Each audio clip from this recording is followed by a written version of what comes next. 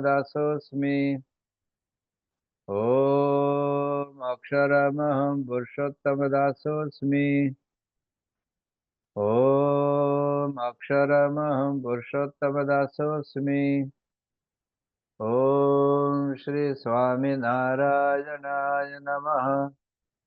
ॐ श्री स्वामिनारायणाय नमः।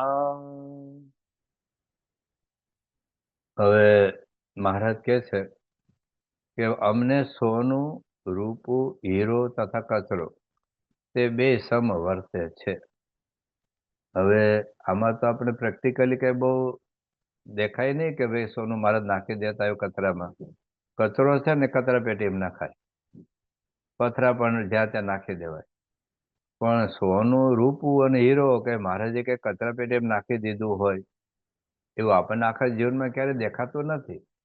એ તો ગુણાતીત ગુરુ પણ ભલે પોતે રાખતા ન હોય. હરિભક્તો દાખલા તરીકે મંદિર માટે, ઠાકોરજી માટે સોનું આપ્યું હોય અથવા તો પૈસા આપ્યા હોય, ચાંદી આપેલી હોય, તો કઈ કચરા પેટી એમ નથી નાખી દેતા. તો પછી આમાં આપણે સમજવાનું શું છે? પ્રેક્ટિકલી આપણે શું સમજવાનું છે એની વાત આપણે સમજીએ. હકીકતમાં તો કેવું છે, ગુણાતીતાનંદ સ્વામીની વાતમાં લખ્યું છે કે પ્રકૃતિ પુરુષ સુધી રાખના પડીકા છે. એ તો રાખનું પડીકું જ માને. પ્રકૃતિ પુરુષ સુધી બધું રાખનું પડીકું જ છે. એટલે બંગલો રાખનું પડીકું, મર્સિડીઝ રાખનું પડીકું, અમેરિકા રાખનું પડીકું, ભારતે રાખનું પડીકું, બધું આ પ્રકૃતિ પુરુષ સુધી બધું જ રાખના પડીકા સમજે છે.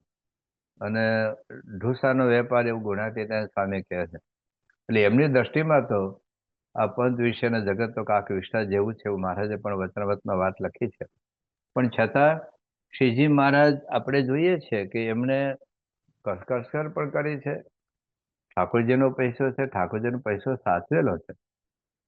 યોગી બાપાની ટિકિટનો પ્રસંગ આપણે ખબર છે કે મહંત સમાજ યુવકમાં કે પાર્ષદમાં હતા, 1 પૈસાની ટિકિટ વધારે ચોંટાડી, 1 જ પૈસાની.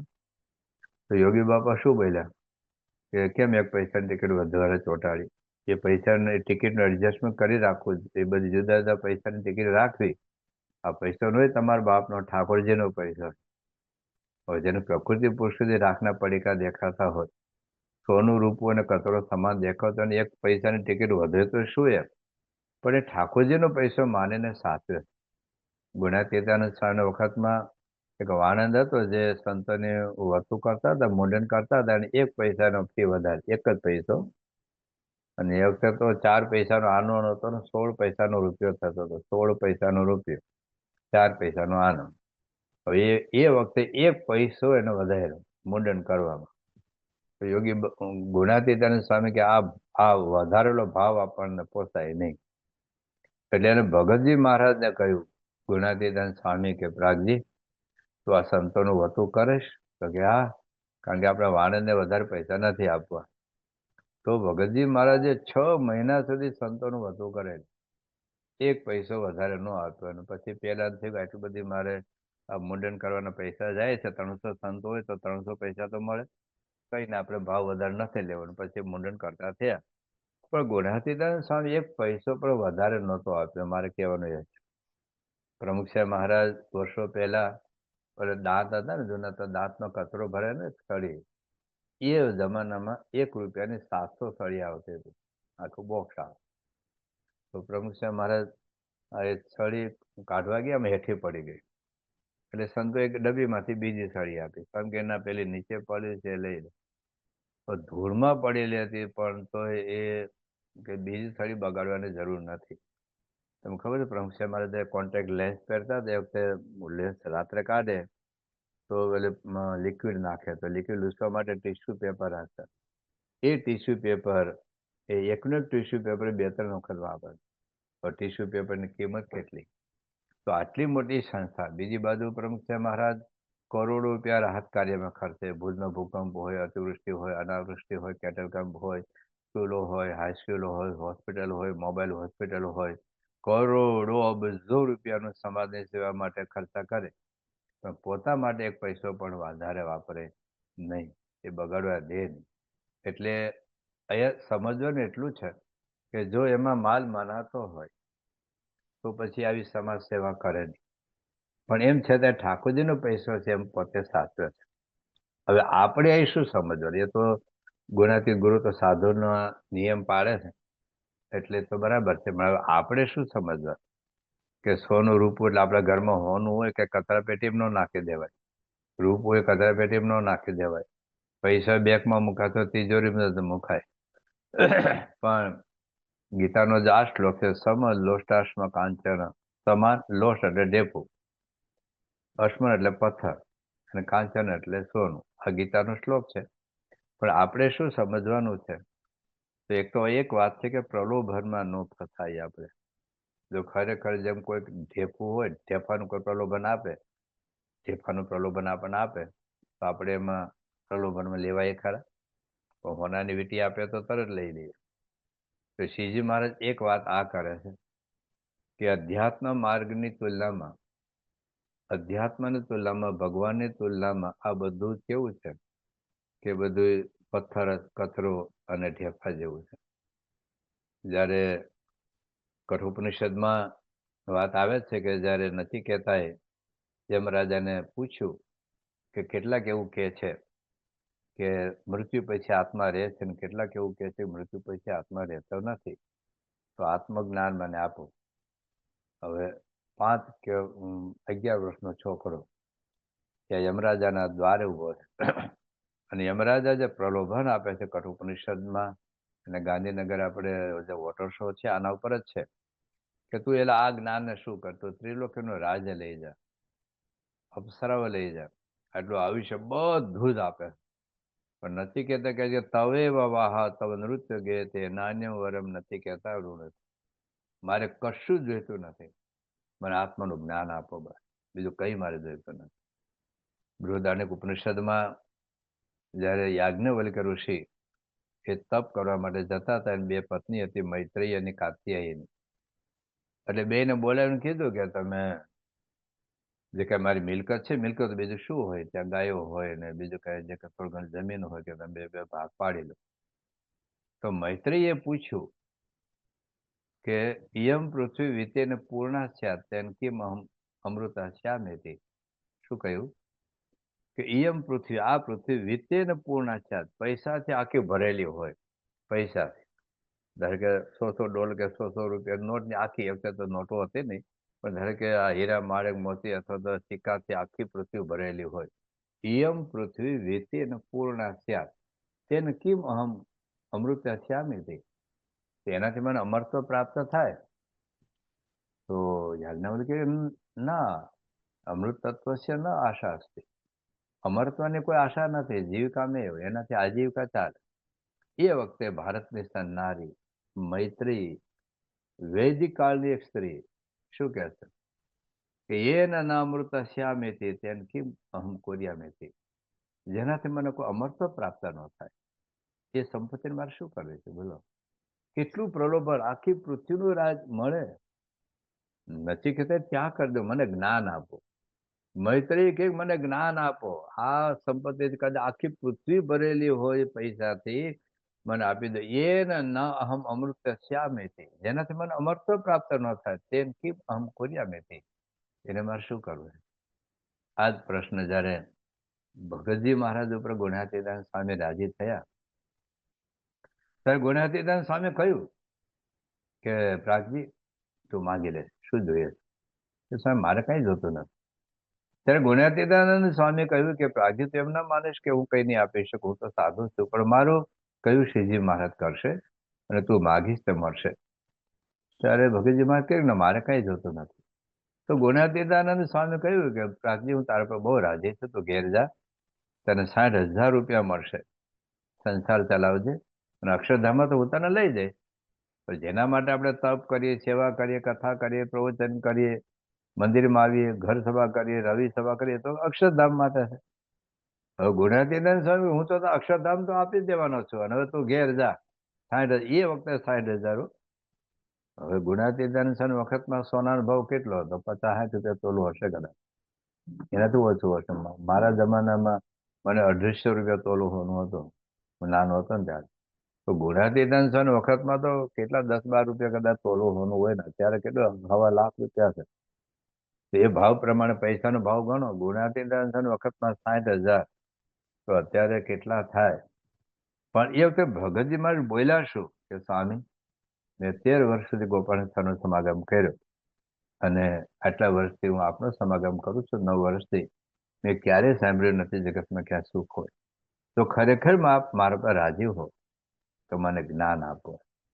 એટલે સામેથી આવા પ્રલોભન મળતા હોય. મીરાબાઈને રાણાએ કહ્યું કે લાકડાની માળા મૂકી દે અને હીરા માણેક મોતીને તું માળા ફેરવ. મીરાબાઈ શું કહ્યું કે રામ રતન ધન પાયો, મને રામ રતન ધન પાયો, મારે કશું જોઈતું નથી. બીજી બાજુ છત્રપતિ શિવાજી વખતમાં તુકારામ બહુ જ ગરીબ હરિભક્ત હતા. પદ વિઠોબાનું ભજન કરે, મહારાષ્ટ્રના ભક્ત. તો છત્રપતિ શિવાજીને ખબર પડી મારા રાજ્યમાં ભગવાનનો ભક્ત આટલો બધો ગરીબ. તો એને સૈનિકો દ્વારા બધું સીધું સામાન, પૈસા, કપડા, લતા બધું મોકલ્યું કે આ છત્રપતિ શિવાજી મહારાજે મોકલ્યું છે. તો તુકારામ ઘરમાં ગયા, ઉભા રહો. અને ઘરમાં જઈને ભગવાનને ફરિયાદ કરી, ભગવાન મેં કયા પાપ કર્યા છે તમે આ બધું મોકલ્યું મારા પર? આપણે તો હું કઈ ભગવાન દેતા તો છપ્પડ ફાડ કે દેતા કે ભગવાન મેં એવા કયા ગુના કર્યા છે તમે આ બધું મોકલ્યું મારે ત્યાં? અને પછી બહાર આવી અને કીધું તમે લઈ જાઓ, મારે કઈ જોઈતું નથી. એટલે જેમાંથી ભગવાનમાંથી વૃત્તિ પાસે હટે એવી કોણ વસ્તુ છે આબોમાં, જેમાં લોભે જે લોભ્યા પ્રભુમાં, રે છે અંદર સૌ દેવો દાસ, એમ સમજે છે હરિના દાસ.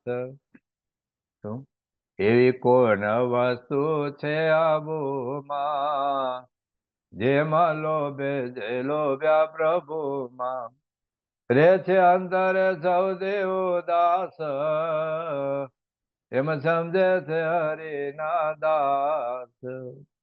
કોઈ સારી વસ્તુમાં એને ક્યાંય યોગી બાપાને પરદેશની હારી પેન આપ્યું ને, યોગી બાપા કે આપણે જરિયા લખવાનું જ કામ છે. પ્રમુખ સાહેબ મહારાજને એક વખત છે ને સારા ચશ્મા, પીળા ચશ્મા હતા, પણ સ્વામીને ગમતું નહોતું કે કોકને એમ લાગે કે આ સોનાની ફ્રેમ હશે. તો કોકને તમને ખબર છે, અમને ખબર છે કે સોનાની ફ્રેમ નથી, ખાલી કલર જ પહેર્યો છે. તો એમ કે ના, કોકને પણ એમ લાગે કે આ સોનાની ફ્રેમ પહેરતા. એ કોઈ સ્વામીને ખાલી કાચ બદલવાના હતા. તો સંતો કીધું સ્વામી આપણે ફ્રેમે બદલી નાખી. સ્વામી કે ફ્રેમમાંથી જોવાનું છે, કાચમાંથી જોવાનું. એટલે કોઈ દિવસ સ્વામીને આવા સારા પંચ વિશે ગમે તે બહારથી આપી દે ને, સામેથી આપે ને, તો સ્વામીને એવી ઈચ્છા રહેતી નથી. તો પહેલી વાત એ છે કે જેમ આપણે ઢેફાનો મોહ થતો નથી, જેમ કચરાના પ્રલોભનમાં આપણે લેવાતા નથી, એમ આ પ્રલોભનમાં ક્યાંય લેવું. એક આપણા હરિભક્ત છે, હવે પૈસાદાર છે, પણ એમનો જે સામેવાળો પક્ષ છે ને, એટલે એમના સસરા એ સંપ્રદાયની એક જૂની શાખામાં, એટલે બીજી શાખામાં છે, સંપ્રદાયની બીજી શાખામાં છે એના સસરા. હવે આ જો એના થઈ જાય ને તો કરોડો કરોડો રૂપિયા મળે એમ છે, કરોડો રૂપિયા. પણ ના, કે હું પ્રમુખ સાહેબ અને મહંત સાહેબ ને બે સંસાર નહીં કરું. હું ભલે સામાન્ય જિંદગી જીવીશ, સામાન્ય તો નથી, પણ એ કે જો હું ખરેખર હું એનો થઈ જાઉં ને તો મને કરોડો રૂપિયા મળે.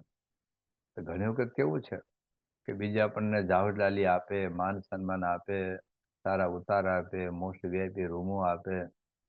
એક આપણા એક શહેરના હરિભક્ત, અને મંદિરમાં સારું યોગદાન, મંદિરમાં બંધાતું હતું, પણ એક બીજા સંપ્રદાયની શાખાવાળા એ લોકો અંદર અંદર સગા, જો મામા હોય, કાકા હોય, હાળો હોય, ફુવા હોય, એ બધા બોલે ત્યાં લઈ ગયા બરોડા. બરોડામાં એટલી બધી મોસ્ટ વીઆઈપી ટ્રીટમેન્ટ આપી, એટલું બધું સન્માન, એટલા પેલા હાર દ્વારા એટલી એસી રૂમો ઉતારા આપ્યા, અને પછી બધાને સંતો પોતે દોડી જમાડવા આવે. એના ગુરુ હતા પોતે ઉભા રહે, એક પાસે ઉભા રહે, બધાને જમાડે. એટલે આપણા હરિભક્તો એક જ ગયા હતા, એના સંબંધી લઈને ગયા હતા. પણ પછી આવીને એને કહ્યું શું કે આપણા સંતો તો આપણો ભાવે નથી પૂછતા, એટલું દાન કર્યું, અને આ લોકો તો જો 1 રૂપિયો નહોતો આપ્યો તો પણ અમારી કેટલી સારી ટ્રીટમેન્ટ કરી. પણ સારી ટ્રીટમેન્ટ શું કામ કરી હતી? આ પેલા છે ને દાઢી કરતા પેલા સાબુ શું કામ તો પડે, પછી તો વેતરવાનું જ હોય. હવે એની એક જ મંદિર હોય, અને સ્પેશિયલ ભવિષ્યમાં ફંડ આપે એના માટે હવે વીઆઈપી ભેગા કરેલા હોય. તો આપણે તો 5 લાખ રૂપિયા આપનારા તો હજારો હોય અને એ બધે ધૂળમાં બેઠા હોય. પણ જો આ લાલચ, પ્રલોભન, સારી સગવડ, સારા સન્માનમાં જો આપણે હલવાઈ જઈએ ને તો મોક્ષ ગુમાવી બેસે એવી વાત છે. તો પહેલી વાત તો એ છે કે જો આ સોનું અને ઢેફું સમાન સમજવું એટલે એ નથી કે સોનું ઘરમાંથી કાઢી નાખવું, સોનું કચરાપેટીમાં નાખવું અને ઢેફું તિજોરીમાં મૂકવું એવો અર્થ નથી. પણ બીજા કોઈ પ્રલોભનમાં લેવાય નહીં. બીજી વાત એ છે કે આજ્ઞા બહાર અનીતિનું ના લેવાય. ભલે પ્રલોભનમાં ન લેવાય તો આમાં તો લેવાય જ નહીં. પણ અત્યારે ખાસ કરીને પૈસા કમાવા માટે લોકો કેવા કેવા ધંધા કરે. બહુ વર્ષો પહેલા મુંબઈની અંદર એક નાટક હતું, શું ડોક્ટર તમે પણ, શું ડોક્ટર તમે પણ, એ ગુજરાતી નાટક હતું. બહુ વર્ષો પહેલાની વાત છે, લગભગ 30-35 વર્ષ પહેલાની વાત છે. તો એ વખતે એક એનેસ્થેટિક ડોક્ટરે ચિત્રલેખામાં લેખ લખેલો અને એ લેખ મેં પોતે વાંચેલો, એટલે હું તમને કહું છું. એને વાત એવી કરેલી કે આ પિક્ચર, આ ગુજરાતી નાટક જોયા પછી મેં એનેસ્થેસિયા આપવાની પ્રેક્ટિસ છોડી દીધી. પછી એનું કારણ બતાવ્યું કે 10,000 ઓપરેશન વખતે હું હાજર હતો, પણ એમાંથી 60% ઓપરેશન બિલકુલ જરૂરી નહોતા. બિલકુલ જરૂરી નહોતા. ખાલી એક જ ટેબ્લેટથી સારું થઈ જવાનું હોય, એક ઇન્જેક્શનથી સારું થઈ જવાનું હોય, તો 60% ઓપરેશન બિલકુલ જરૂરી નહોતું. મને તો ખબર જ હતી. પણ હવે આ નાટકમાં એવું હતું, કરુણ કટાક્ષ હતો કે ડોક્ટર સાહેબ તમને તો લોકો ભગવાન માનીને પોતાનો દીકરો બચાવવા આવે, પોતાની દીકરી બચાવવા આવે, પોતાના પતિ કે પત્ની કે મા કે બાપને બચાવવા માટે આવે, અને તમે ક્રૂર બનીને તમે વેતરી કાઢો છો એક પૈસાના સ્વાદ ખાતર. સમજો તો એક જ ટેબ્લેટથી સારું થવું, 50 ટેબ્લેટનું લિસ્ટ કરી આપે. શું કામ? એટલે મેડિકલ સ્ટોર સાથે 10-20%માં સંબંધ હોય. ખરેખર એક્સરે જરૂર ન હોય, ખરેખર સોનોગ્રાફીની જરૂર ન હોય, ખરેખર બ્લડ ટેસ્ટની જરૂર ન હોય, પણ છતાં કરાવડાવે. શું કામ? કે બધા સાથે 10-15%માં સંબંધ હોય. અને પાછો ફોન કરે કે તમે આવો રિપોર્ટ આપજો. એકચ્યુઅલી સાચો જ રિપોર્ટ હોય, પણ આવો રિપોર્ટ આપજો જેથી કરીને મહિના સુધી દવા ચાલુ છે. રાજકોટની અંદર એક ડોક્ટર હમણાં પકડાયા, પોતે બાળકોના, તાજા જન્મેલા બાળકોના ડોક્ટર હતા. હવે બોક્સમાં મૂકવાના 15 દિવસ 20 દિવસ, એટલે રોજના 30,000-25,000 રૂપિયા ખર્ચ થાય. નહીં તો બાળકોને આમ થશે તેમ થશે. અને ભારતમાં તો આયુષ્યમાન કાર્ડ છે, એટલે સરકારના પૈસા બધા મળે. 2.5 કરોડ રૂપિયા 6 મહિના સરકારના બજેટમાંથી ખેંચી લીધા અને બધું કૌભાંડ બધું પકડાયું, જેલમાં ગઈ, 10 કરોડનો દંડ થયો. આવું તો કેટલું બધું ચાલે છે ભારતમાં. બધે ચાલતું હશે થોડું ઘણું, પણ ભારતમાં હમણાં તમે ખ્યાતિ હોસ્પિટલમાં કેવા પ્રોગ્રામ થયા સુરતમાં, આ તો બહુ બહાર આવ્યું છે. બહાર તો 1% નથી આવતું. કે જે પ્રેક્ટિસ ચાલે છે બધા પૈસા માટે, દવામાં ભેળ છે. ખોટી ખાલી પાવડર જ દવા હોય, પણ દવામાં ભેળ છે, ખાવામાં ભેળ છે. હમણાં 1.5 કરોડનું ઘી પકડાયું, જેમાં 1% ઘી નથી. ખાલી પામોલિન તેલ, કેમિકલ, અને તમે ખાઓ એટલે તમને છે ને આમ ઘી જેવું જ લાગે, કણીદાર ઘી લાગે તમને. અને 1.5 કરોડનું ઘી પકડાવ. એવી રીતે તેલમાં ભેળસેળ, ઘીમાં ભેળસેળ, પાવડરમાં ભેળસેળ, બધ લોટમાં ભેળસેળ. આ પૈસા માટે લોકો શું કરે છે? તો આવો અનિત્યનો પૈસો, આવો અણહકનો પૈસો, એ આપણને ક્યારેય સુખી નહીં કરે. હા, ઘણી વખત કેવું થાય છે કે કોકની મર્સિડીઝ ગાડી જોઈને આપણને ગાડી લેવાનું મન થાય તો આપણે ખોટું કરવું જ પડે. આપણને એવું લાગે છે કે જો પ્રામાણિકતાથી ધંધો કરીશ તો મારી ઘરે સાયકલ પણ નહીં આવે. અને એવું ખરેખર બને પણ ખરું. પણ એટલું યાદ રાખજો કે મર્સિડીઝ ગાડીવાળા સુખી છે એવું નથી. કોક લઈને જતા આપણને એવું લાગે કે સુખી છે, પણ ખબર છે એ કોર્ટમાં ધક્કો ખાવા માટે ગયો છે. અમારે એક ડોક્ટર હતા, પોતાનું પ્રાઇવેટ હેલિકોપ્ટર, પોતાનું પ્રાઇવેટ પ્લેન, પોતે ન્યુરોસર્જન, એનો દીકરો ન્યુરોસર્જન, દીકરાની વાઇફ ન્યુરોસર્જન, કરોડોની હોસ્પિટલ, કરોડોનો બંગલો, અને એને આત્મહત્યા કરી, પોતાને રિવોલ્વર મારી. શું ભેગું આવ્યું? ક્યાં ભેગું આવે? એટલે બહુ વર્ષો પહેલા પ્રમુખ સાહેબ મહારાજ બોરીવલીમાં બોલેલા કે નીતિથી કમાયેલો 1 રૂપિયો તમને લાખો રૂપિયાનું સુખ આપશે, અને અનીતિથી કમાયેલા લાખ રૂપિયા તમને 1 રૂપિયાનું સુખ નહીં આપે. એક બીજી બાજુ તમે જોજો, તમે સર્વે કરજો આખી દુનિયામાં, જે ખોટી રીતે પૈસા કોકને દબાવીને, કોકનું શોષણ કરીને, લાંચ લઈને, ભારતમાં તો આમ ખાલી સરપંચ થાય ને તો કરોડપતિ થઈ જાય. આ ભારતના નાયબ વડાપ્રધાન ગૃહમંત્રી સરદાર પટેલ મૃત્યુ પામ્યા ત્યારે 216 રૂપિયા થાય ને ભાઈ. એક પતરાની ટકડી હતી, 2-3 જોડી કપડા, એની દીકરી મણિબેન ફાટેલા કપડા, સાટલા હાંધેલા પહેરતા. એ પણ એક નેતા હતા. એના ગામના કરમસદી બારી નથી બદલાણી, અત્યારે સરપંચ થાય ને કરોડો રૂપિયાનો બંગલો થઈ જાય. તમે જો સાયકલ અને ધારાસભ્યનું ફોર્મ ભરવા જાય પણ 5 વર્ષમાં તો અબજો રૂપિયા થઈ જાય. પોલીસના હપ્તા, જીએસટીના હપ્તા, હમણાં પંજાબમાં પકડાણું, કેટલા કરોડો અબજો રૂપિયા. 1,00,000 કરોડનો કૌભાંડ, 1,86,000 કરોડનો કૌભાંડ. શું કરે પૈસા? સામાન્ય આઈએસ ઓફિસરના ઘરમાં કેટલા કરોડો રૂપિયા મળે કે મશીન પૈસા ગણતા હાંફી જાય. આ બધું આપણે જોઈએ ત્યારે કે આ બધાનું હાલે છે તો આપણું હાલશે, બધું હાલે. કદાચ જેલમાં ન જાવ, પોલીસે નો પકડે, આપણે તે સીઆઈડી નું આવે, સીબીઆઈ નું આવે, ઈડી રેડી નો પડે, તો ઉપર આપણા મામા નથી બેઠા. ત્યાં તો બહુ ટાઈટ સિક્યુરિટી છે. તો એ સંતોષ છે ને, પ્રમુખ મહારાજ એ કહેતા કે મેં જિંદગીમાં ક્યારે ખોટું લીધું નથી, ખોટું ખાધું નથી, ખોટું પીધું નથી, ખોટું પહેર્યું નથી. એ જે સંતોષ છે ને, એ કરોડ રૂપિયા કરતા પણ અધિક છે. એ કરોડ રૂપિયા દેવાથી આવો સંતોષ નહીં મળે. પણ પૈસાનો મોહમાં હું એ કહું છું, જે અનિતિથી પૈસા કમાયેલા છે એના છોકરાઓ જોજે ને દીકરીઓ જોજે, આખી દુનિયામાં જે લોકો અનિતિથી પૈસા કમાયા છે, એ અનિતિના પૈસામાંથી જ અનિતિનું અનાજ છે, અનિતિના અનાજમાંથી જ અનિતિનું લોહી છે, અને અનિતિના લોહીમાંથી જ અનિતિના બાળકો. જો 100% તમે પ્રામાણિક હો, 100% આપણે તો ભલે આ પૈસાનો લોભ, આ પરધન પથ્થર જાણીએ. જે તુલસીદાસે ગ્રસ્ત માટે 2 આજ્ઞા કરી છે કે પરધન પથ્થર જાણીએ, પરસ્ત્રી માત સમાન, ઇતને સે જો હરિ ન મિલે તો તુલસીદાસ કે મેદાન.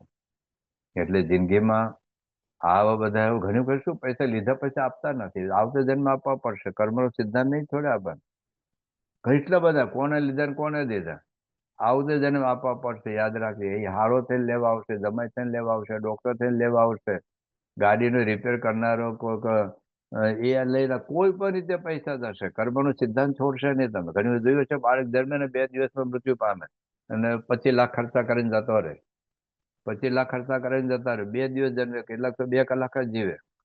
ઘણી કોઈ જમાય હોય, હમણાં હવે અમારે ત્યાં લગ્ન થયા દીકરીના, 5 કરોડ રૂપિયા ખર્ચા, 5 કરોડ લગ્નના ખર્ચા. એ દીકરી એના સાસરે ઘરે 1.5 મહિનો રોકાણ. અમને બીજા કે લગ્ન થયા, હેલિકોપ્ટર લાવેલા 3 દિવસ, ભાડે હેલિકોપ્ટર લાવેલા, કેટલા લાખો કરોડના ખર્ચા કર્યા. દીકરીને બહુ 3 મહિના રહી ગયા. પૈસા ક્યાં કેવી રીતે જતા રહેશે, પણ આપણને એમ થાય છે. એટલે પથ્થર અને સોનું સમાન માનવું એટલે પથ્થરને તિજોરીમાં રાખવા નથી, સોનું કતરપેટીમાં નાખી દેવાનું નથી. પણ બીજો અર્થ આ છે કે કોઈ દિવસ અનિત્યનું લેવાનું મન ન થાય. સોના રૂપામાં સુખ ન માને, જેને માં પ્રભુ આવ્યા પાને. કીટ બ્રહ્મ લગે દેખે નાશ, એમ સમજે છે હરિના દાસ. જેને મળ્યું છે માધન મોટું, બીજું સર્વે સમજાણું છે ખોટું. પાપ જાણીને ન કરે પ્યાસ, એમ સમજે છે હરિના દાસ. પછી પાપ જ છે. આપણે પોતાના પૈસાથી કરોડપતિ થાવ, અબજોપતિ થાવ, મહેનત કરો 100%. ભલે 100 મોટેલ હોય કે ગમે તે, પણ આ તો કેવો વેપાર કરે, પૈસા માટે શું કરીએ? દારૂનો વેપાર કરે, એવું તો તમારા પરદેશમાં મારે બહુ બોલાય નહીં, પણ એ પાપ જ છે. કોકની પત્નીની વિધવા, અને ભારતમાં તો ભયંકર છે બધું. તમાકુનો વેપાર એટલે શું થાય, ગુટકાનો વેપાર એટલે શું થાય? કોકની પત્નીની વિધવા કરવાનો, કોકના બાળકોને બાપ વગરનો કરવાનો ધંધા બીજા ક્યાં નથી? ઘણું બધું. હવે આપણને એમ ચાલે છે પૈસા કમાવાના, નોકરી કરે, અડધો બાજુનો રોટલો ખાવા મળે તો ખાઈને હોઈ જવા. તો હા, પછી આપણને પૂછે મોટા પુરુષ, કઈ ના ન પાડે તમે અમેરિકા છોડી ભારતમાં જતા રહો અને ખેતી કરો, એવું તો ના કે આપણને. પછી આપણે એમ લાગે 10મો 20મો ભાગ કાઢી લઈએ એટલે લક્ષ્મી આપણે શુદ્ધ થઈ જાય. એ શુદ્ધ હોય તો શુદ્ધ થાય. પણ આપણે બધી ના નથી પાડતા, પણ ખાસ કરીને અમુક જે આપણને પેટ્રોલ પંપ હોય, મોટેલ હોય, એમાં વાંધો નથી, પૈસા કમાઈએ, પણ દારૂનો વેપાર, ગુટકાનો વેપાર, માંસનો વેચાર, આ કુકડા બકરા કાપીને વેચે, આ તો પોષણ મારવા પાપ લાગે, વેચવું પાપ લાગે, મીઠાઈ એની આઈટમ બનાવી પાપ લાગે, ખાવું પાપ લાગે, ખવડાવવું પાપ લાગે. એ દારૂ ને એવું જ છે. દારૂ બનાવીને પાપ લાગે, વેચે ને પાપ લાગે, પીએ ને પાપ લાગે, પાય એને પાપ લાગે, અને પાવાની પ્રેરણા આપે એને પાપ લાગે. આપણે કે ભાઈ પાપ કોણે જોઈએ, હું સ્વર્ગ નર્કમાં નથી માંગતો, પાપ પુણ્ય કોણે જોઈએ, તો આપણે જોયા નથી તો બધું ખોટું નથી થતું. આપણે માની કે ન માન, ધારો કે ઇલેક્ટ્રિક કરંટને અડવાથી શોક લાગે એવું નથી માનતો, ગળે વીંટાળ જાય. હા, હું ગુરુત્વાકર્ષણ સિદ્ધાંતમાં નથી માનતો, તો ઉપર 5નો માળ હેઠો પડ ત્યાં ને ત્યાં રહી જશે. પાપ પુણ્યમાં આપણે ન માની તો પાપ પુણ્ય કઈ ખોટા નથી ઠરી જતા. શાસ્ત્રોને લખનારા કોઈ મૂર્ખાઓ નહોતા, આપણી પાસે કોઈ સ્વાર્થ નથી એની પાસે. તો પાપ ઢાંક્યું નહીં રહે, છાનું કર્યું કે ચોકમાં, અંતે પોકારે ઉઠશા લોક કે પરલોકમાં. આ વખતે આપણે કુકડા કોકને કાપીએ છીએ, આવતે જન્મ આપણે કુકડા થઈશું અને આપણે કોક કાપશે. એટલે હકીકત તો આ જ છે બધી. પણ પૈસા માટે જે ખોટા ધંધા ચાલે એ આપણે ન કરીએ. આપણે મહારાજના વખતમાં પણ એવા કેવા ભક્તો હતા, મહારાજ આજ્ઞા કરી હતી, પડી વસ્તુ કોઈને હાથે ન ચાલે રાજ. આપણે સંગ્રામની વાત જાણીએ છીએ, ગરીબ હતો, એકની જ્ઞાતિ પ્રમાણે એ પ્રકારના એ વખતે એવા ધંધા હતા.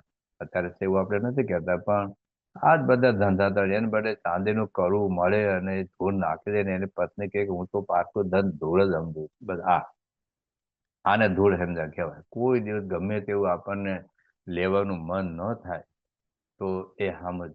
સંતો માટે સંપૂર્ણ ત્યાગ છે. આપણે દિવ્ય પ્રજ્ઞા સંતો હરિભક્તો માટે મહારાજની જ આજ્ઞા છે. એક દ્રવ્ય રાખે, પોતાનું કરી રાખે, રોજ 1000 ગાયો મારી નાખવાનું પાપ લાગે. એક સાધુ, સ્વામિનારાયણ સાધુ, બીજાની જે વાત હોય, સ્વામિનારાયણ સાધુ એક કોડી જેટલું દ્રવ્ય રાખે તો રોજનું 1000 ગાયો મારી નાખવાનું પાપ લાગે. તો ઘણા સંતો શું કે ખબર કે તો એક કોડી જેટલું રાખીએ તો લાખો રૂપિયા વ્યાજે ફેરવે તો નહીં, એવું લોકો ઘણા બોલતા હોય છે. પણ હકીકતમાં આપણા ગ્રહસ્થ માટેની આ વાત છે. અમે થોડાક વર્ષો પહેલા બેંગ્લોર ભણતા હતા, એક ભાઈને ત્યાં પધરામને ગયેલા, એને સાડીનો દુકાન હતી, બધા મારવાડી હતા, પણ કે અમારે ઘેર આવો દુકાન ગયા. તો ત્યાંનો ગ્રાહક આવ્યો, અમે બેઠા હતા, તો કે ભાઈ મારી દીકરીના લગ્ન થાય છે અને મને સારામાં સારી મોંઘી સાડી આપો. એ જમાનામાં 1992-93માં. એટલે પેલા ભાઈ સાડીનો ભાવ 1500 રૂપિયા લખેલો, આજે ટબકથી ચોટાડે ને એમાં 1500 લખેલા. એટલે પેલા એ દુકાનદાર એવું કે તમારી દીકરી મારી દીકરી, તમે કાયમી મારા ગ્રાહક છો, એટલે આ સારી સાડી તમને આપું છું. તો પેલા કે થોડીક ઓછું કરો ને, કે જાઓ 300 રૂપિયા ઓછા, ના 600 રૂપિયા ઓછા કર્યા. 1500ની સાડી એને 900માં આપી, એટલે 600 રૂપિયા ઓછા કર્યા. એટલે પેલા ભાઈ તો ખુશ થઈ ગયા. તો આને તો એવું કે ભાઈ તમારી દીકરી મારી દીકરી, તમારી દીકરીના લગ્ન છે એટલે મારી દીકરીના લગ્ન માનીને ઓછા ભાવ કોસ્ટ ટુ કોસ્ટ લઉં છું ને, તમે સાડી લઈ જાઓ. સાડી લઈ ગયા, પેલા ભાઈ જતા રહ્યા. પછી મેં પેલા દુકાનદારને પૂછ્યું કે હું કોઈને કહીશ ને, કહીશ તો તમારું નામ દઈશ નહીં, કે મારે તમને પૂછવું છે કે તમે 1500માંથી સીધા 900 રૂપિયા કરી દીધા, 600 રૂપિયા ઘટાડે, કોઈ 50 રૂપિયા ઘટાડે, 100 રૂપિયા ઘટાડે, 2-3 ખોટું આગ્રહ કરે હજુ ઓછું કરો, હજુ ઓછું કરો, તો બહુ તો 200 રૂપિયા ઘટાડે. પણ તમે એક ઝાટકે 600 રૂપિયા તમે ઘટાડ્યા, તો એમાં તો લખેલું તો 1500 રૂપિયા ભાવ લખેલો. તો એકચ્યુઅલી આ સાડીની મૂળ કિંમત કેટલી તે મને શું કે ખબર? 250 રૂપિયા. તો 250 રૂપિયા મૂળ સાડીની કિંમત. હવે ટબકડી તો તમે કોમ્પ્યુટરમાં ટાઈપ કરીને મૂકી શકો, ચોંટાડી શકો. 1500 રૂપિયા છાપેલી કિંમત, મૂળ કિંમત 250 રૂપિયાની સાડી. હવે 250 રૂપિયાની સાડી 1500માં વેચો એટલે કેટલા ટકા નફો થયો? હવે એને પહેલા તો 900 રૂપિયામાં આપી, તો 250 રૂપિયાની સાડી 900 રૂપિયામાં આપી તો કેટલા ટકા નફો થયો? ધંધામાં નફો 10% હોય, 15% હોય, 20% હોય, 25% હોય. ચાલો 100% નફો ગણ્યો તો 250 બદલે 500 રૂપિયાની હાડી થાય. 100% નફો ગણો તોય. હવે આવો પૈસો આવે આપણા ઘરમાં તો ક્યાંથી આપણને સુખ શાંતિ લેવા દે? એટલે સત્સંગી તરીકે તો આટલું યાદ રાખીએ. આપણે બહાર દુનિયામાં જે ચાલતું એ ચાલવા દો. આપણે તો બ્રહ્મરૂપ થવા માટે આવ્યા છે. આપણે તો એકાધિક ધર્મ સિદ્ધ કરવો છે. અને પૈસાની લાલચમાં આપણે આપણું સ્વાસ્થ્ય ખોઈએ, આપણે સત્સંગ ખોઈએ. બીજી વાત આ પણ છે કે જો ધૂળ સમાન સમજતા હોઈએ ને તો સ્વાસ્થ્ય નહીં ખોવાનું. તમે તો 18 કલાક કામ કરો, પણ જો કસરતનો ટાઈમ ન મળે, યોગાસનનો ટાઈમ ન મળે, પ્રાણાયામનો ટાઈમ ન મળે, ભક્તિનો ટાઈમ ન મળે, ઘર સભાનો ટાઈમ ન મળે, રવિ સભાનો ટાઈમ ન મળે, તો એ સોનામાં આસક્તિ કહેવાય, પૈસામાં આસક્તિ કહેવાય. પૈસાથી ખરીદી શકાતી કોઈ પણ વસ્તુમાં આસક્તિ કહેવાય. પણ યોગી બાપા કહેતા, યોગી બાપા આ કહેતા કે તમે કરોડ રૂપિયા આપી દો, પણ 10મો ભાગ આપી દો ને તો કરોડ રૂપિયામાં આસક્તિ ના કહેવાય. યોગી બાબા કહેતા કે સાહેબ એ વખતે બોલ્યા હતા કે એટલા 1000 રૂપિયા નફો, 25,000 રૂપિયા નફો થતો કરીને રવિ સભા કરી. 25,000 યોગી બાપાના વખતમાં. સોનાનો ભાવ કેટલો હતો અત્યારે? સોનાનો ભાવ શું છે? નફાની વાત છે, ઇન્કમની વાત નથી. પ્રોફિટ જુદો, નફો જુદો. કારણ કે 25% નફો હોય, 25%, તો 2 કલાક દરમિયાન તમે લાખ રૂપિયાની આવક હોય તો એને લાત મારીને રવિ સભામાં આવું. જો રવિ સભામાં આવી શકીએ ને તો માનું કે સોનું અને પથ્થર એક જ છે, તો માનું કે સોનું અને ઢેફું એક જ છે. પણ પૈસા માટે રવિ સભા ન ભરાય. પૈસા માટે રોજ આપણે 11 વાગે ઘેર આવીએ તો ફેમિલી સાથે ક્યારે બેસવું, બાળકો સાથે ક્યારે બેસવું? ઘણી વખત તો સન્ડે ફાધર જ હોય. સન્ડે ફાધર, સન્ડે જ ખબર પડે દીકરા કે મારો બાપ છે, દીકરીને ખબર પડે મારો બાપ છે. કારણ તો પરદેશમાં કેવું છે, પતિ અને પત્ની એક રાત્રે જોબ કરે, દિવસે જોબ કરે, દિવસે જોબ કરે, રાત્રે જોબ કરે, રાત્રે જોબ કરે, પૈસા થોડું વધારે મળે. શું કરવાના પૈસા? આપણા દીકરા આપણા નો રહે, આપણી દીકરી આપણી નો રહે. તમે જુઓ ને અમેરિકામાં કેટલા બધા દીકરા દીકરીઓ આપણા નથી રહે. સત્સંગીના દીકરા દીકરી પણ આપણા નથી રહ્યા, બીજા વિધર્મી સાથે લગ્ન કરેલા. કારણ કે આપણે પૈસામાં એટલા ડૂબેલા. વર્ષો પહેલા આવેલા 70 ને 80ના દાયકામાં, એ મોટરોમાં, સ્ટોરમાં, પેટ્રોલ પંપમાં ભણતા રહ્યા, પૈસા કમાતા રહ્યા, છોકરા છોકરી ડોરમેટીમાં રહેતા રહ્યા અને ગયા. હવે જાગ્યા છે બધા, પણ જાગવાની જરૂર છે. આપણે કોઈ ધર્મ સાથે વાંધો નથી, પણ આપણો ધર્મ ખોટો નથી. સડેલા બટાટા, ગંધાતા ટમેટા જેવું નથી, કચરાપેટીમાં નાખી દેવું. આપણો દીકરો આપણો ન રહે, આપણી દીકરી આપણી ન રહે. આપણે કોઈ ક્રિશ્ચન હિન્દુ નથી કરવા, કોઈ મુસલમાન હિન્દુ નથી કરવા.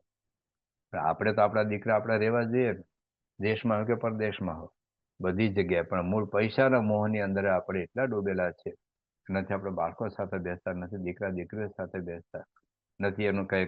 હમણાં એક ગુજરાતમાં 14 વર્ષની છોકરી આત્મહત્યા કરી. એના બાપ પોતે પ્રિન્સિપલ હતા. એને છાપામાં ઇન્ટરવ્યુ આપેલું કે પોતાના દીકરા દીકરીઓ સાથે બેસો, એને શું જોઈએ છે, શું નથી જોઈતું, એનું મન કેટલું બદલાય છે, સોશિયલ મીડિયામાં કેટલા ડૂબેલા રહે છે, કોની સાથે ક્યાં કોન્ટેક્ટ કરે છે, કોનો સંપર્ક કરે છે, આ બધું જણાવો, આ બધું એને ખ્યાલ આપો. પણ સમય ક્યાં છે પણ?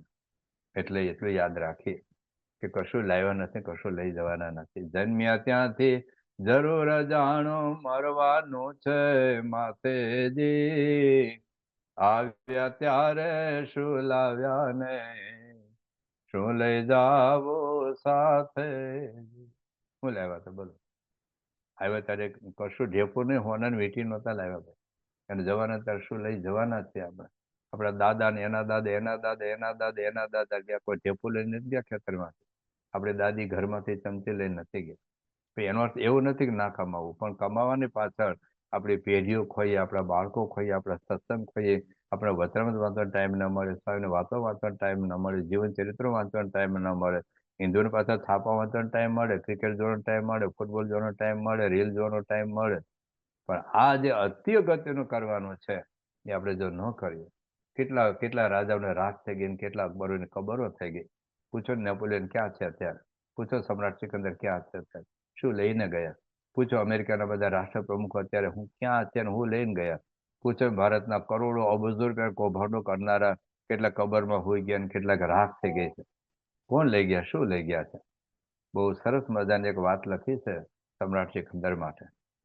આમ તો 32 વર્ષની ઉંમરે મૃત્યુ પામ્યો, 16 વર્ષની ઉંમરે ગાદી ઉપર આવેલો, અડધું યુરોપ જીતેલું. ભારતમાં પણ તક્ષશિલાનો રાજકુમાર આભિકુમારે ભારતના રાજા પર ચડાઈ કરવા માટે એને સિકંદરને આમંત્રણ આપેલું.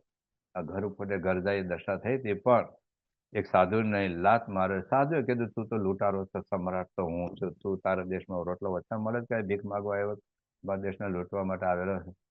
પછી સિકંદર પાછો ગયેલો, પણ 32 વર્ષની ઉંમરે જયારે મૃત્યુ પામ્યો ત્યારે એને ફરમાનો લખાયો છે 4, એની ભાષામાં લખાયેલા છે.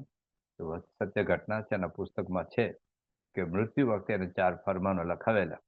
પણ ગુજરાતી કવિએ એનું ગુજરાતીમાં રૂપાંતર કર્યું છે. આપણે સાંભળીએ અને યાદ રાખીએ, અને આપણે જયારે મૃત્યુ પામીએ ને ત્યારે બોલી જવાનું, અથવા તો યાદ ન રહે તો લખી લેજો, અથવા રેકોર્ડિંગ કરી લેવાનું કે મૃત્યુ પામે તો દીકરા કે વાઈફ ને કે જે કુટુંબના હોય ને રેકોર્ડિંગ સંભળાવો, તો આપણે ફરમાન આપ્યા કહેવાય આપણા સંતાનો. તો શું કે છે સાંભળજો. કે મારા મરણ વખતે બધી મિલકત અહીં પધરાવજો, ને મારી નામે સાથે કબ્રસ્તાનમાં પણ લાવજો. શું કે મારા મરણ વખતે બધી મિલકત અહીં પધરાવજો. એટીએમ કાર્ડ અમારા ભારતમાં આવે છે, તમારે ત્યાં પેલું ક્રેડિટ કાર્ડ આવે છે, એ પણ ભેગું મૂકજો. લાંબી મુસાફરી કરીને વચ્ચે કંઈક બાલાજીન વેપાર સોફ્ટ ડ્રિંક્સ પીવું હોય તો કામ લાગે. તો મારા મરણ વખતે બધી મિલકત અહીં પધરાવજો, ને મારી નામે સાથે કબ્રસ્તાનમાં પણ લાવજો. જે ભાવ બળતી મેળવ્યું પણ ભોગવી ના શીખો, અબજો ને દોલત ખર્ચતા પણ સિકંદર ના બચો. કેટલા બધા આપણા ટાટા બિરલા ને ધીરુભાઈ અંબાણી અબજો રૂપિયાની પ્રોપર્ટી, શું લઈને ગયા? આપણે શું લઈને જવાનું? કેટલા આપણે મરદા હળગાયા, કશું સાથે હતું નહીં. તો જે ભાવ બળતી મેળવ્યો પણ ભોગવી ના શક્યો, અબજો ની દોલત ખર્ચતા પણ સિકંદર ના બચ્યો. અત્યારે કોરોના આવ્યો હતો તો અબજોપતિ તો બધા બચી જાત ને, પણ ડોક્ટર એમ કહેતા ને 1000 કરોડ રૂપિયા આપો, ચાલો મારી જિંદગી બચાવી દે અઠવાડિયું. 1000 કરોડ આપો, પૈસાથી જિંદગી બચાવી શકાતી હોય તો ડોક્ટરને પોતાની જિંદગી નથી બચી, આપણે શું બતાવે? પછી જોરદાર વાત કરે. તો પેલું ફરમાન છે કે મારી મિલકત બધી આઈ લાવજો. બીજું છે મારું મરણ થતા બધા તૈયાર લશ્કર લાવજો, પાછળ રહે મૃત્યુ દેને આગળ સર્વને દોડાવજો. આખા જગતને જીતનાર સૈન્ય બધું રડતું રહ્યો, વિકરાળ દળબો પાડનો ને કાળને ઠેલી શકું. શું કે બધું હોશિયાર લાવજો, લશ્કર લાવજો, આર્મી લાવજો. 10 લાખ સૈનિકો હોય પણ તમે યમરાજાના દૂતને કાઢી ન મૂકે ભાઈ. કેટલા બધા સિક્યુરિટી વાળા જતા રહે. અમેરિકાના કેટલા રાષ્ટ્રપ્રમુખને હત્યાઓ થઈ ગઈ, કેટલી સિક્યુરિટી હતી.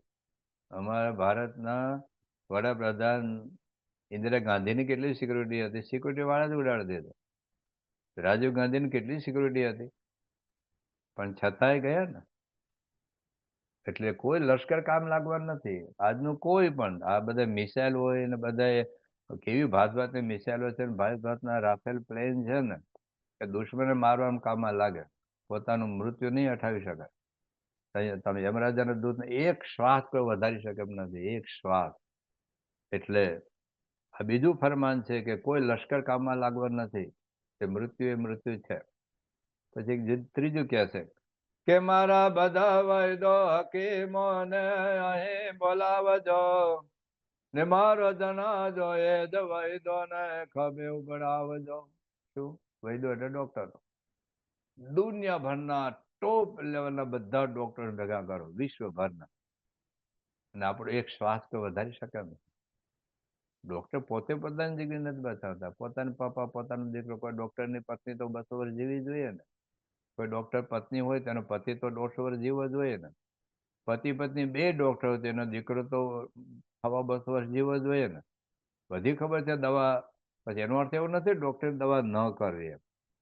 આ તો વાત એટલી જ છે, ત્રીજું ફરમાન કે કોઈ એક વખત તમારું આયુષ્ય પૂરું થયું તો મારા બધા વૈદો હકીમોને અહીં બોલાવજો, ને મારો જનાજો એ જ વૈદોને ખભે ઉભરાવજો. ઠાઠડી કહો દર્દીઓના દર્દને દફનાવનારું કોણ છે, દોરી તૂટી આયુષની તો સાંધનારું કોણ છે. 1 સેકન્ડ વધારી શકે એમ નથી, 1 સેકન્ડ ઘટાડી શકે એમ નથી. કોઈ દુનિયાનો રાજા મહારાજા કોઈ અત્યારે કેટલા રાજા કેટલા આવીને ગયા ભાઈ. ઔરંગઝેબે લાખોની કતલેઆમ કરી પણ પોતે ક્યાં બચ્યો હતો? પોતાની જિંદગી કોઈ બચાવી શકે એમ નથી. તો આ 3 ફરમાન. પેલું ફરમાન કે બધું મૂકીને જવાનું છે. બીજું ફરમાન લશ્કર કઈ કામમાં નહીં લાગે. અને ત્રીજું ફરમાન, ડોક્ટરો પણ આપણું આયુષ્ય નહીં બચાવી શકે.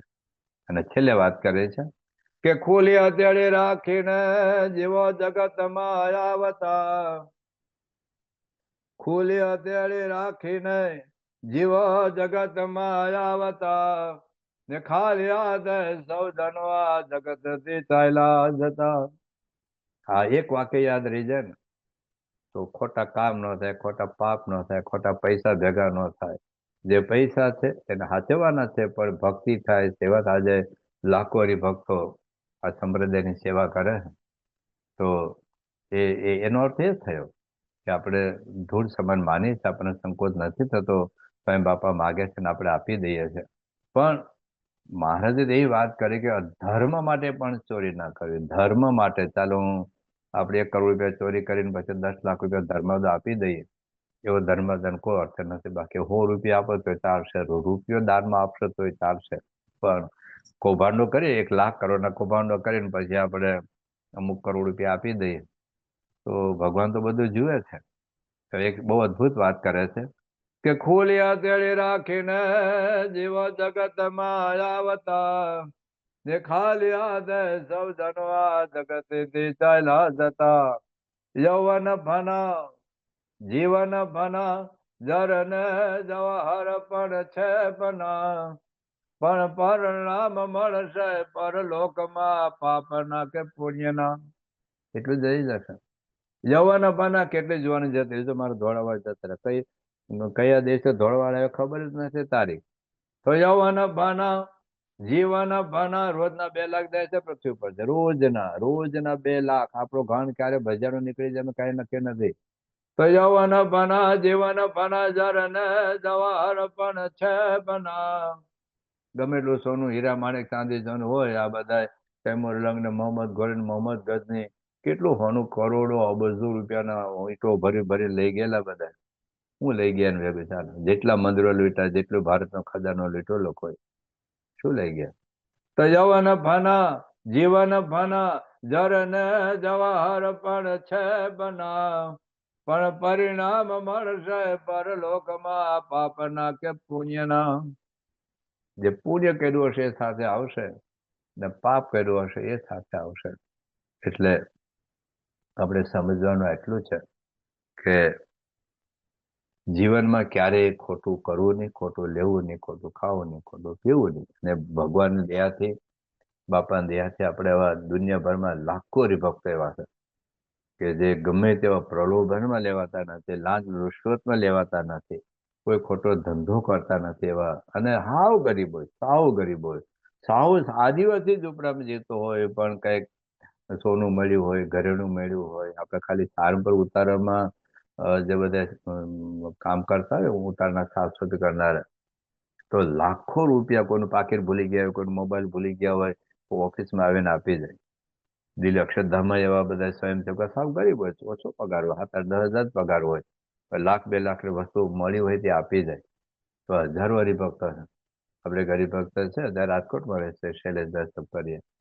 કેટલા લાખ, 45 લાખ રૂપિયાની લાંચ મળતી હતી એ જમાનામાં, જયારે પગાર સામાન્ય હતો. એના ભાઈના લગ્ન બાકી હતા, થોડાક લાખ રૂપિયાનું દેવું હતું, પણ છતાં ખાલી સહી કરવાની હતી, ખાલી સહી કરવાની હતી, પણ એને સહી ન કરી.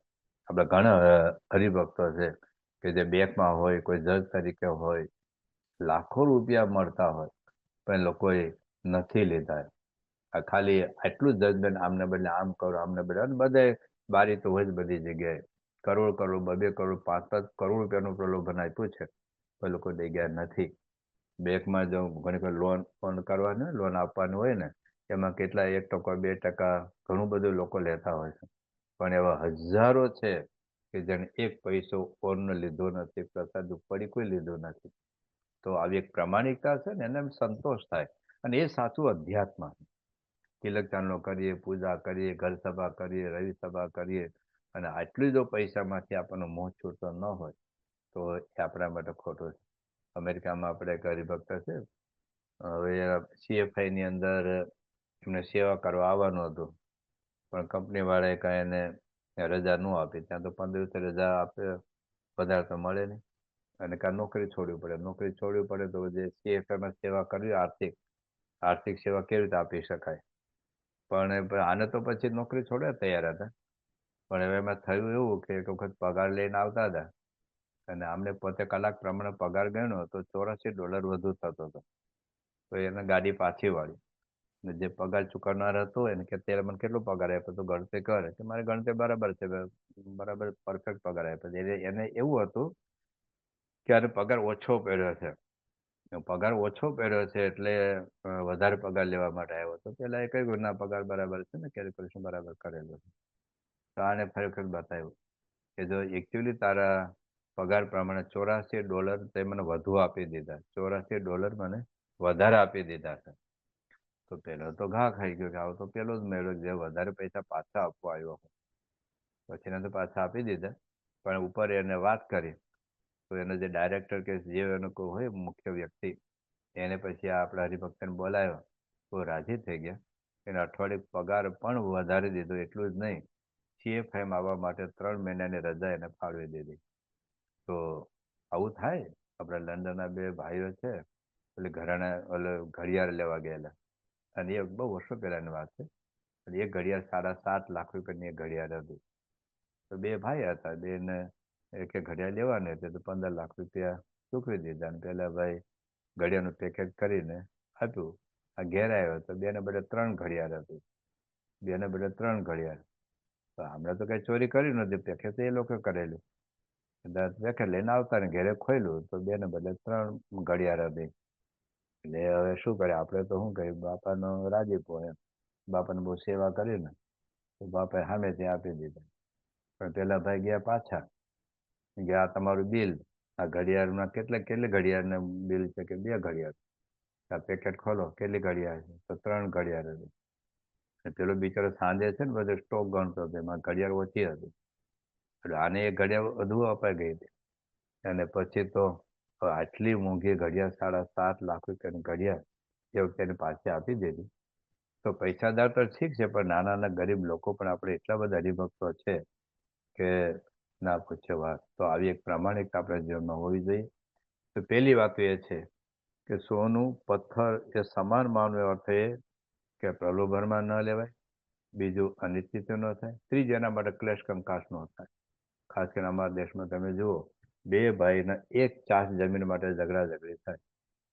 એક સામાન્ય રૂમ માટે, ખુરશી માટે, ગાદલા ગોદડા માટે ઝઘડાઝઘડી થાય. કોર્ટમાં જાય પાછું. હવે ક્યાં રામ ભગવાન અને ક્યાં ભરત.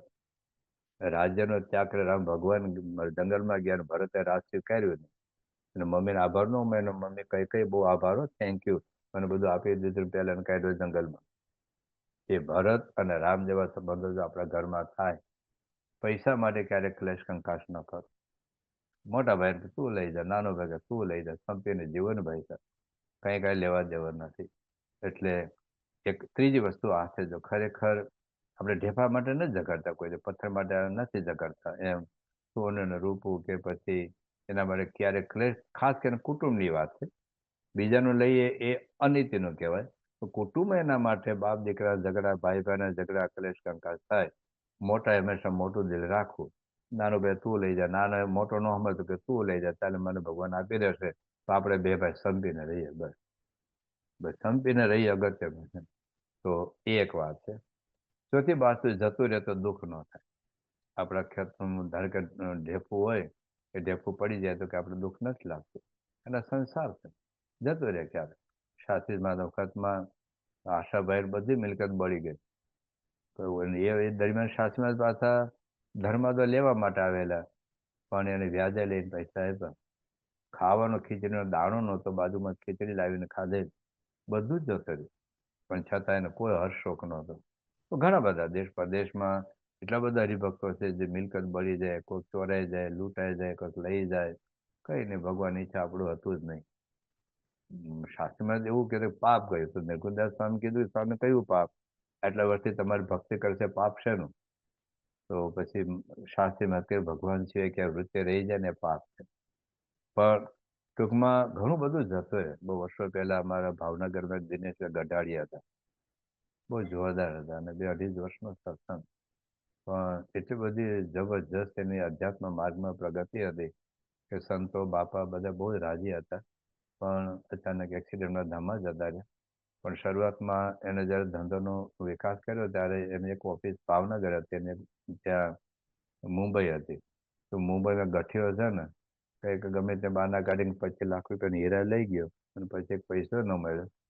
પછી જ્યારે ભાવનગર ત્યાં દિનેશભાઈ ભાવનગર હતા અને એનો એક પાર્ટનર કે એને ત્યાં નોકરી કરતા હતા. એ ત્યાં ભાવનગર મુંબઈ ઓફિસમાં હતા. એ બીજા રડે આખી રાત કે આ 25 લાખ ગયા. તો આ દિનેશ ગયા પૈસા તારા ગયા કે માર ગયા, તું શું કામ રડે? ભગવાનની ઈચ્છા એટલે આવું જીવનમાં બનવાનું છે. ક્યારે તો સોનું રૂપું સુખ માયનું સરખું માયનું હોય તો ક્યારેક જતું રહે તો દુઃખ ન થાય. અને પાંચમી બાબત એવી છે કે સત્પુરુષ માગે, મોટા પુરુષ માગે તો આપણે સંકોચ ન થાય. અને આપણે બીએપીએસ સંસ્થાની આ જ વિશેષતા છે. શાસ્ત્રી મહારાજના વખતથી માંડીને આજ સુધી હરભક્ત એટલું બધું આપ્યું છે, એટલું બધું આપ્યું છે. અને પ્રમુખ સ્વામીનો વિશ્વાસ છે આપણા ઉપર, મહંત સ્વામીનો વિશ્વાસ છે આપણા ઉપર. એટલે આપણને કોઈ પ્રોજેક્ટ ઊભો કરે ત્યારે આપણને પૂછીને નથી કરતા. દાખલા કે શતાબ્દી મહોત્સવ હમણાં બાપાનો ગયો તો મહંત સ્વામીએ કોઈને પૂછ્યું નહોતું. જો તમે પૈસા આપવાના હો તો હું સમયો કરું. અમેરિકામાં અક્ષરધામ થયું તો બાપાએ કોઈને નહોતું પૂછ્યું તમે પૈસા આપવાના હો તો અક્ષરધામનું કામ શરૂ કરું. દિલ્હી તો થોડાક જ હરિભક્તો, સ્થાનિક હરિભક્તો બહુ થોડા. પણ પ્રમુખ સ્વામીએ ક્યારેય હરિભક્તોને પૂછ્યું નહોતું કે તમે મને પૈસા આપવાના હો તો હું અક્ષરધામ શરૂ કરું. બાપા બોલ્યા હતા લંડન માટે તો દરેક માટે છે કે મારા હરિભક્તો વેચાઈ જઈને પણ મંદિર પૂરું કરશે. એટલે હરિભક્તોને જરાય સ્વામી માગે એટલું આપે, માગ્યા કરતા વધારે આપે. પણ હજુ થોડુંક વધુ કહો, હજુ થોડુંક વધુ કહો, હજુ થોડુંક વધુ કહો. તો આ જે સેવા થાય છે ને એનો અર્થ જ એ છે કે આપણને સોનું અને પથ્થર કે બધું સમાન દેખાય છે. તો મૂળ 5 વસ્તુ આપણે આજે સમજ્યા. તો કે મહારાજ કહ્યું કે સોનું રૂપું અને પથ્થર સમાન છે, હીરા માણેક બધું સમાન છે. એનો અર્થ ઘરમાં નાખી નથી દેવાના, 100% કમાવાનું છે. પણ 4 એટલી વસ્તુ છે કે પ્રલોભનમાં લેવાય નહીં, બીજું અનિતિનું લેવાય નહીં, ત્રીજું કે કદાચ મળ્યું હોય તો પણ જતું રહે તો દુઃખ ન થાય, ચોથું પૈસા માટે સોના ચાંદી હીરા માટે અથવા ઘરેણા માટે ભાઈ ભાઈના કુટુંબના ક્લેશ ન થાય. અને પાંચમી વસ્તુ ભગવાન સત્પુરુષ માગે તો ખુલ્લા દિલથી પ્રેમથી આપી શકાય. અને દેશ પ્રદેશમાં લાખો હરિભક્તો આદિવાસીથી માંડીને પરદેશ સુધી બાપાના વચને સેવા કરે છે. તેનો અર્થ એ થયો કે એટલા તો ગુણ આપણામાં આવ્યા છે. નથી આવે એવું નથી. સત્પુરુષનો પ્રભાવ છે, સત્પુરુષનો પ્રતાપ છે તો આ ગુણો આપણામાં આવતા જાય છે. સમત્વની સ્થિતિમાં આજે આપણે 2 વસ્તુ સમજ્યા. એક તો સારા પંચ વિષય અને નરસા પંચ વિષયમાં સમાનતા છે. બીજું સોનું હીરો રૂપું અને કચરો એ સમાન છે. આ 2 વસ્તુ આપણે સમજ્યા છે. હવે આગળની વસ્તુ છે કે ત્રિલોકીનું રાજ કરવું ને ભિક્ષા માગવી, પછી હાથીનો વધે બેસવું અને પગપાળા ચાલ, પછી માન અને અપમાન, અને કોઈ ચંદનથી પૂજા કરે, કોઈ ધૂળ નાખે સમાનતા શ્રીજી મહારાજના જીવનમાં હતી, ગુણાતીત ગુરુમાં હતી. અને આપણે કેવું જીવન જીવવાનું છે એની વાત આપણે આવતા શુક્રવારે સવારે 8 વાગે મળીશું. ત્યાં સુધી સૌને